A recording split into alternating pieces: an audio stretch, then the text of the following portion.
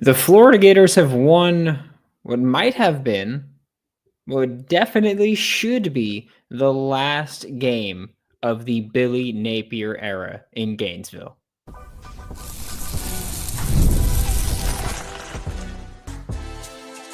You are Locked On Gators, your daily podcast on the Florida Gators. Part of the Locked On Podcast Network, your team every day. Hello and welcome back to another episode of Locked On Gators, part of the Locked On Podcast Network, your team every day. Thanks for making Locked On Gators your first listen of the day every day. We are available daily and free every single podcast and on YouTube. Florida Gators beat Mississippi State to climb to 3-4 after I think Billy was trying to get fired. I think that's what it was. No other reason I could think of for the play call that they went with on the 3rd and 1, other than you wanted to punt. Because you were averaging 6.5 yards per carry with Jaden Baugh. I get it. They probably expected that. If you can't pick up a yard on Mississippi State, even if they're expecting it, buddy, just hand in your letter of resignation immediately, because wow. I feel like Billy has to get fired tomorrow morning. I feel like everybody's looking at that. I feel like everybody's waiting for that. Yeah, like I said, I feel like he has to be fired at this point tomorrow morning. This game is brutal and ugly, and I just don't think you can justify keeping him any longer. I understand, talking about, okay, well, he's gone. It's just a matter of when at this point, but if you're going to do it, then just do it. Rip the Band-Aid off, because this game against Mississippi State was ugly. It was an ugly game where, again, just insane levels of lack of discipline at certain points. The 3rd and 1 rollout with lag. Like, I understand the thought process, and I usually do say, if I can find the logic and follow the logic, I will not critique it too much. I get where his thought process was, but there is no world in which that should have been the decision. When you spent the week going, yeah, our quarterback's not as mobile as he usually is. He can't really run like that. Then don't call plays where he's got to be, because the option was supposed to be, I'm assuming, roll out, have an easy completion underneath, or take off running, right? If they cover the completion, take off running. What happened was the whole play just went to crap. The 3rd and 7 QB draw, I don't know what the hell the thought process was. I really don't get it. I don't know what the thought process was for quite a few calls here. It made no sense to me whatsoever. The interceptions were bad. No other way to put that. I mean, one was a late throw to Hayden Hansen up the seam that was picked, and I agree Hayden should have made a better play on the ball. I don't know why I said agree. I never saw someone say that, but that was my take on it. And then the late curl, I forgot who the receiver was. I think Vernell Brown. But the curl, he was late on that, got picked again. It's like things like that can't happen. I don't know. I know that a lot of people want to blame Billy Napier for everything. Like, DJ Lagway is not playing good enough football right now. Just plain and simple. And like I blame coaching as well there. I do think that coaching is a big reason that that he hasn't really developed. For someone saying, is Chucky still in the talk for coach? If you're talking about who I think you're talking about, not even a little bit, and probably never bring it up again. Just no. But Billy Napier tried to give this game away in the most Billy Napier way possible. Injuries just decimated this team. You look at the running backs and you are without Jacoby Jackson, you're without Duke Clark. You look at the receivers in this game alone, you lost Aiden Mizell, who's in a boot. You lost Vernon Brown III, who's got his arm in a sling. At tight end, Amir Jackson kept playing, but there was one target where he came up and was looking a little gingerly. Looked like he grabbed his hamstring. Defense, Alfonso Allen Jr. ended up getting the start because Jordan Castell was out and played, I don't want to say one of the best safety games we've seen, because I do think in coverage, it was an issue again. The deep ball was there. And like when you have these really young corners playing like Javari Flowers and Jamrock Grimsley and Ben Hanks, when you have all of them playing, your safeties need to be really on top of it, really helping it. But Alfonso Allen Jr. was just banging, like he was just hitting people. And like, I love that. I do. I think he played a very good game overall, but I'm not going to say, he was out there playing elite. His coverage was still an issue for the entire secondary when the pass rush wasn't getting home. When the pass rush started getting home, everything cleaned up, right? I cannot believe that the reason Florida won this game against Mississippi State, which, by the way, Jeff Lebby has still not won a game in the SEC. Still hasn't. And part of it is because of his coaching, right? I mentioned this when we had, I think it was on Wednesday, when I was with Jaron from Locked On Mississippi State. And I said, I'm picking Florida because Jeff Lebby's never won an SEC game before. And me saying that might be the reason that he finally wins one. But I do think that there's very valid support to saying, hey, if you've had 10 opportunities to do something and you haven't done it yet, I need you to prove to me that you can do it before I'm going to pick you to do it. And so that was my stance with Florida and Mississippi State, was that Mississippi State's a team that could take advantage of Florida in certain areas, especially deep downfield. They challenged a lot, but I need you to do something and show me that you can do something before I say it. And Mississippi State, Jeff Lebby has not won an SEC game yet, so still looking for that first one. He could have had it tonight. He could have. But because he's not a very experienced coach, because he's not a great coach right now, didn't. Simple as that, just didn't. That pick to Makai Boyro,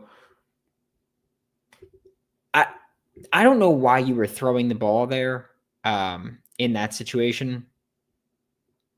I would have just said, hey, we're going to take a shot down the sideline, or we're going to run it quickly, clock it, and then kick the field goal. But instead, you tried to get cute with it, and you threw a pick to a nose tackle in coverage. That's why it's just stuff that, hey, you got to get out of your own way, Jeff. You could have had your first SEC win, and you just gave it up. Brandon Lanier had a hell of a game for Mississippi State in the back end. He had the 2 picks off Lagway, flying downhill. Like, he's playing damn good ball out there. Trey Smack, everybody that goes in the comments and starts talking about, Trey Smack stinks. What now? Because if Trey Smack doesn't hit 2 field goals of 52 plus yards, you lose to Mississippi State at homecoming. That's what happens. If Trey Smack doesn't hit those field goals, you're losing to Mississippi State there. So, nope. But Billy Napier wins what is probably the last game of his Florida Gators tenure. Hopefully, the last game of his Florida Gators tenure. I want to believe that regardless of the win, that he's still going to be fired. I do want to believe that. Will it truly happen? Yeah. Gator Nation 2.0 said, no, bro, if 93 didn't get a lucky pick, we would have lost, LOL. Yeah, 93, Makai Boyro got the pick because Jeff Lebby made a stupid decision. That's it. Like, that's why. Like, Jeff Lebby made a stupid decision. And that's why Mekhi Boyero got the pick. Simple as that. But yeah, I think that regardless of whether you win or lose, Billy Napier should have been fired after this game.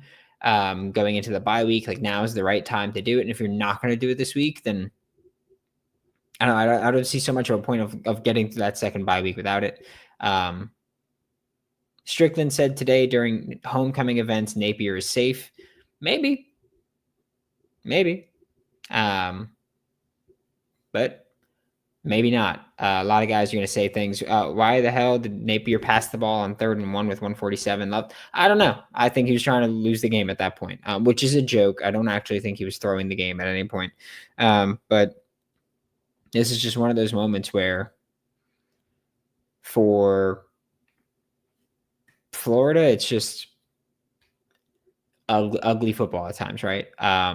And by the way, I am saying that here it was John Cluto said that Strickland said today during homecoming events that Napier was safe. Again, maybe he could easily just not be right. Or he could easily just not say things. When do you know an AD to come out and go, oh yeah, he's getting fired? I don't care what Strickland said about it. But that game, Florida didn't deserve to win. Neither did Mississippi State. They should have just called that game a tie because it was just a masterclass of incompetence coaching wise. No other way to put it. Florida's offense was, destroying them on the ground and still not going. And still not just feeding him incessantly. They'd be like, hey, a drive here or two, we're going to do it. Mississippi State, if Blake Shapen's a better quarterback, Mississippi State wins this game. Florida had 3 players that truly decided this game, probably. And it was Mississippi State's quarterback, Blake Shapen. It was Mekhi Boyero with the pick, and it was Trey Smack with the field goals. We are going to continue talking to the chat. For whoever, Mike M just said Bosch should have had 25 to 30 touches. He did have 25 touches. He had 23 carries and 2 catches. So he had 25 touches. But I just wish that they came in a more consistent pace. That's like, I'm fine rotating snaps. I'm fine saying, hey, please stop suggesting Mike Malarkey. I'm fine saying, hey, we're going to bring in Katie Daniels for this drive, do this. But I wish more consistent touches were the thing instead of having, DJ Lagway come out and drop back 40 times. There's no need for that just at all. But we are about to talk about the rest of this game, and we'll look at the chat when we get back with this episode. And this may be the last live show of the Billy Napier era ever for Locked On Gators when we get back. This episode of Locked On Gators is brought to you by Mazda's moving the game forward. For those who believe it's not just about playing the game, but it's about redefining it. There are moments that do more than put points on the board. They move crowds, they move culture, and they keep moving the game forward. Honestly, do we have to give the highlight to anyone other than Mekhi Boyero? We just saw a nose tackle get the game-sealing interception against Mississippi State. Nose tackle doing that. Ridiculous. And look, he's a hooper. Like, he's someone that I've been saying, I love the film. Not in coverage, but usually I'm against dropping nose tackles into coverage. But hey, he did it. It was a culture changer there. When you follow what moves you, the unexpected is only the beginning. And just like there's more to every highlight, there's more to a Mazda vehicle. Mazda, move and be moved. And it is the weekend, right? Time to look back and crown this week's MVP on who delivered. Powered by DoorDash. We will give Mekhi Boyero the Mazda post-game one here. For DoorDash, I'm going to go with there were 2 people I wanted to go with. I'm going with Trey Smack. I am. I made that decision right now. Just like you can win every Saturday with DoorDash Streak, saving more every time you order. These players deliver when it mattered most. It's Trey Smack because you lose this game if he doesn't hit 2 field goals of 50-plus yards, one of them coming after you had penalty after penalty to push that back from about 34, and you shot yourself in the foot repeatedly. and Trey Smack bailed you out repeatedly. Trey Smack delivered for the Florida Gators. DoorDash delivers for you on your Saturdays. With DoorDash streaks, you save every Saturday that you order. You stack it up all season, and you can save up to $250, including $100 in DoorDash credits. Order this Saturday. Keep the streak alive. Fuel your game day only with DoorDash. Terms apply. Promo period through November 18th. Thanks again for making Locked On Gators your first listen of the day every day. We are available daily and free wherever you listen to podcasts and on YouTube. And I see in the chat talking about, like, it's incredible to me, all the coaching buzz that people are going off with, and all, like I've said before, I'm not really RK Wood. Thank you very much for the super chats at Go Gators. Go Coach Billy. Go home, Coach Billy. I'll say that one, RK. But that was just, again, that was Billy trying to lose that game. The 12 men on the field on the 2-point attempt was so Billy. I feel like Billy tried to do every possible Billy Napierism that he can find. I feel like he tried to do that in the game, where it's just like every possible Billy Napierism he was trying to get. He was trying to get the 12 men on the field. He was trying to get the burn a timeout to avoid a delayed game penalty, which is, I think, his favorite thing to do on the planet. He tried to have a few penalties that ended up making field goals more difficult, which is another thing that they love doing more than anything for some reason. I don't know why. I don't follow it. I usually like plans that don't suck, but hey, that's what they do sometimes, right? But this was a game where, look, I don't think either side coached well. I think that Florida had the considerably better roster in this game, obviously. I don't think you're going to hear Billy Napier getting fired tonight. I know a lot of people talk about that. I think if it's going to happen, it's going to happen tomorrow, preferably in the morning. But yeah, I think that this was hopefully Billy Napier's last appearance as the Florida Gators head coach. He just shouldn't be here anymore. You're 3-4. You've still got an outside shot, and I am saying outside shot. I don't think it's close at all, but you still got an outside shot at making the college football playoff. You've got Georgia, Kentucky, Ole Miss, Tennessee, Florida State. Should beat Kentucky, right? If you sneak out one, I think Florida State, the game is going to be, I feel like the Florida Gators fans are still going to be in it regardless of the record. It's still going to be that. And I'm not saying to keep him and make a bowl game at all. I'm just saying, I think that you've still got an outside shot at making the bowl game here if you're the Florida Gators. And provided Billy Napier's gone regardless, I still want you to win games. Who said playoff? Did I say playoff? Or did I say bowl game? I meant to say bowl game. If I said playoff, that was my bad. I meant to say bowl game. So you can still make a bowl game there, not playoff. That one's dead and gone. For people asking, that's my bad for saying playoff. I meant to say bowl game. No shot at the playoff. That one's dead and gone. You would have to win out here, and you're not doing that. So just call it a day. But for the people asking who I want, I've said before, I'm not talking about a coaching hire until Billy's officially fired. It's not what I like to do. It's not how I like to do it.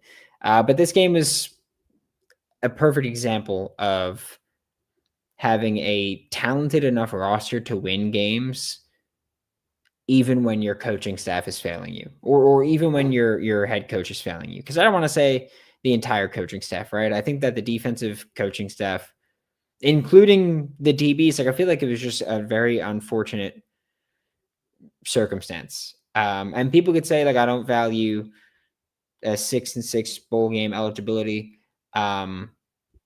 Sure, I'm not saying that, take that as a big win on the season, but these guys are playing. I still want my team to win games. It's not the NFL where losing games is a benefit to you. If you're firing your coach, you're firing your coach. win as many games as you can, no matter what.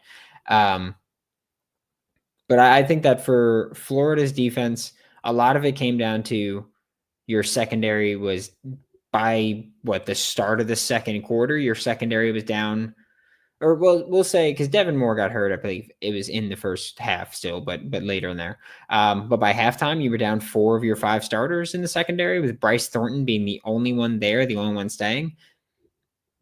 Yeah, they're going to get beat. Like, it was true freshmen out there. And a redshirt freshman. Jamrock Grimsley was one of them. He was the redshirt freshman. True freshmen were Javari Flowers, were Ben Hanks. And those were your corners. Your safeties were Alfonso Allen Jr., who didn't play much prior to this game. Michael Carrier was out there for a bit. I don't feel like I saw him play a ton of snaps. Bryce Thornton played. Lagonza Hayward basically played the whole game in the star spot once Sharif Denson got rolled up on and he was out. Secondary, it's tough for me to really fault you. It is. Linebackers played well, I thought. D-line played mostly well, I thought. It wasn't anything spectacular, but they had their moments where they just killed drives, and that was big. Offensively, though, that's the response I can give you. Offensively, it's ugly. I just, the DJ Lagway picks were both bad decisions, both bad throws. Jaden Ball went off. Katie Daniels had the fun wildcat touchdown run, which was interesting. Trying to get DJ Lagway more involved as a runner, I do like. I don't think that they did it the right way. I don't think that they did it the right way. I know that the Star Wars dad said our defense got torched on the ends. The sideline passes ate us up.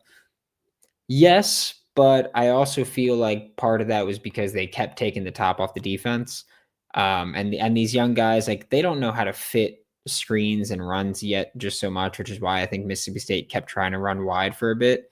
But linebackers, D-line really cleaned stuff up. This was a game where Florida did everything that they could to lose. Mississippi State did what they could to lose. And it wasn't fun to watch. It wasn't. But the Florida Gators did win. Dallas Wilson had a quiet game again. But, yeah, Florida right now, 3-4 headed into the bye week. We will hopefully get an announcement tomorrow morning about Billy Napier hopefully being relieved of his duties with a new interim. Or at least, hey, he's going to finish out the year, but we're going to let him go after that, which the report that came out was that he's not willing to do that. Again, that was a report that came out. I'm not verifying it at all. But that's what we're looking at right now with this team, is hopefully that announcement comes. And I would genuinely just like to see how this team plays for the remainder of the season with different coaching. 5 games. Get a different coach out there. Let's see what the Florida Gators can do. Let's see what the Florida Gators can be. And again, outside chance, I'm still going to hold out hope for. I say hold out hope. I'm not going to say they can't do it. I'm not going to have expectations or genuine beliefs that they're going to make a bowl game, but I'm going to hope that they can do it. I still think this is a talented roster, really banged up right now. We'll see what happens with the coaching change and how that changes anything. But for now, the Florida Gators are 3-4. We will hopefully go live tomorrow if there is an announcement about Billy Napier. That is when I will talk about my list and talk about everything. But the Florida Gators narrowly escape defeat against the Mississippi State Bulldogs, move on to 3-4. Hopefully this was the end of the Billy Napier era in Gainesville, as it should be. And hopefully tomorrow we'll be talking about who should the Florida Gators hire to replace Billy Napier. Thanks for making Locked On Gators your first listen of the day every day. We are available daily and free wherever you listen to the podcast and on YouTube. We will be back hopefully tomorrow at the absolute latest, Monday, to talk more Florida Gators football. For Locked On Gators, I'm Brandon Olsen. Don't forget to follow me on Twitter at WNS_Brandon. Find all my written work with New York Giants on SI and all my Florida Gators written work with swampsignal.substack.com, and I'll see you all next time.